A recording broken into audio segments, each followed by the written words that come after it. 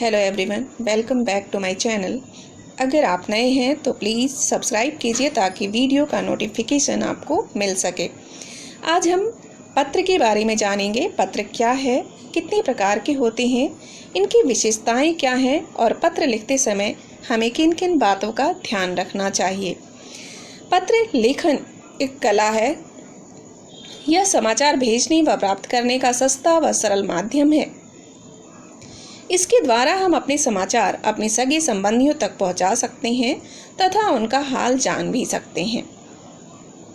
इसकी प्रमुख विशेषताएं क्या हैं, सबसे पहले जान लेते हैं।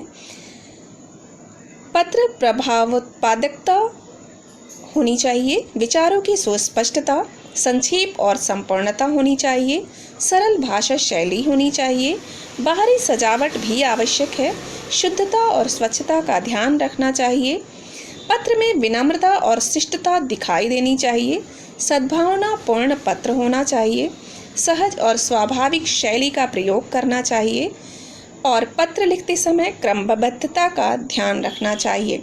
विराम चिन्हों के प्रयोग पर भी विशेष ध्यान होना चाहिए और जो पत्र हम लिखें वह उद्देश्यपूर्ण होना चाहिए।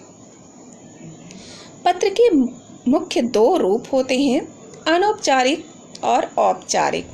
अनौपचारिक पत्र अपने मित्र तथा परिवार के किसी भी व्यक्ति जो परिचित हैं को लिखा जाता है। औपचारिक पत्र किसी भी कार्यालय में या संस्थान से जुड़े व्यक्ति जो अपरिचित को लिखा जाता है उसे कहते हैं। ये दो मुख्य रूप हैं। पत्र के अंग क्या हैं जानते हैं। पत्र के मूल रूप से 3 अंग होते हैं। प्रारंभ पते से अभिवादन तक होता है, मध्य भाग मूल विषय की प्रस्तुति होती है और अंत समापन जिसमें धन्यवाद तथा प्रेषक का नाम व पता लिखा होता है। ये हमारे पत्र के मूल अंग हैं। जब हम पत्र लिखते हैं तो इन भागों का ध्यान देते हैं। आइए जानते हैं औपचारिक पत्र का प्रारूप क्या है। सबसे पहले हम लिखते हैं पत्र पाने वाले का नाम व पता, उसके बाद दिनांक, पत्र का विषय फिर लिखेंगे और संबोधन, फिर विषय वस्तु पत्र लिखने का कारण होता है जिस कारण से आप पत्र लिख रहे हैं वो लिखते हैं। बीच में हम पत्र का विस्तार करते हैं और फिर कार्य का संपादन का आग्रह करते हैं और अंत में पत्र लिखने वाले का नाम व हस्ताक्षर और पद लिखते हैं। अवकाश प्राप्ति के लिए प्रधानाचार्य को पत्र, ये उदाहरण के द्वारा हम समझ लेते हैं कि पूर्णतः पत्र कैसे लिखा जाता है। सेवा में प्रधानाचार्य, Saint Mary's convent school, Hinauli, Mughalsarai, and then दिनांक 2/10/2020। विषय अवकाश के संबंध में, और इससे पहले आप एक लाइन छोड़ दोगे और विषय के जस्ट बाद एक लाइन छोड़ोगे।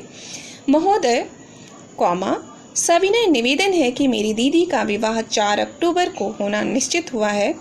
इस समारोह की तैयारी आदि का कार्य करने के कारण मैं विद्यालय न आ सकूंगी, अतः मुझे 3 से 5 अक्टूबर तक अवकाश देने की कृपा करें। मैं आपकी आभारी रहूंगी। आपकी आज्ञाकारी शिष्या तनुश्री घोष। यहाँ पे अगर वॉइस लिखते हैं अपनी तरफ से पत्र तो उन्हें ये चेंज करना पड़ेगा, ये आप याद रखना। इस समारोह की तैयारी आदि कार्य करने के कारण मैं विद्यालय न आ सकूंगा, अतः मुझे 3 से 5 अक्टूबर तक अवकाश देने की कृपा करें। मैं आपका आभारी रहूंगा और आपका आज्ञाकारी शिष्य, नीचे आप अपना नाम लिख दें। अनौपचारिक पत्र का प्रारूप देख लेते हैं। भेजने वाले का पता, दिनांक, एंड देन संबोधन, अभिवादन, पत्र विस्तार, अनुच्छेद 1, अनुच्छेद 2, अनुच्छेद 3 और समापन, भेजने वाले का नाम नीचे। यहाँ पे बहुत ज़्यादा क्राइटेरिया कुछ ऐसा नहीं है, बस आपको ये याद रखना है कि ऊपर भेजने वाले का पता, दिनांक और संबोधन लिखना है, अभिवादन लिखना है और उसके बाद आप अपना पत्र प्रारंभ कर सकते हैं। एक उदाहरण के द्वारा समझते हैं। पिताजी से पैसे मंगवाने के लिए पत्र। 583 583 महात्मा गांधी रोड, हिनौली, मुगलसराय।